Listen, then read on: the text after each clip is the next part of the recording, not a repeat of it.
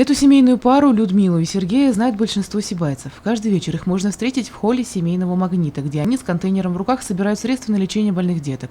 Но не так давно возле других торговых точек стали появляться люди, осуществляющие сбор на никому неизвестные нужды. Об этом волонтерам группы «Подари детям жизнь» рассказали сами горожане. Народ видит то, что мы стоим, то, что, как говорится, люди, как говорится, ложат, пользуясь, как говорится, доверием людей и нашей репутацией, как говорится, обманывают жителей. Волонтеры группы за год и 3 месяца своей работы оказали помощь более чем 10 детям и собрали около 280 тысяч рублей. Отличительная особенность волонтеров этой группы в том, что сбор они осуществляют только возле семейного магнита, стоят в специальных футболках, и на контейнере имеется полная информация о том, для кого, на что и какую сумму собирают. Большая просьба к вам. Будьте внимательны, будьте бдительны, как говорится, доверяйте, но проверяйте.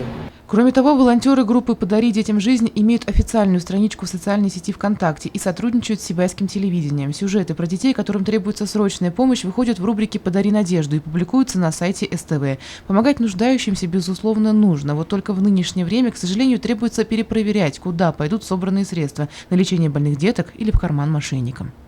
Елена Афанасьева, Радмир Синглов, Любовь Карпова, телекомпания СТВ.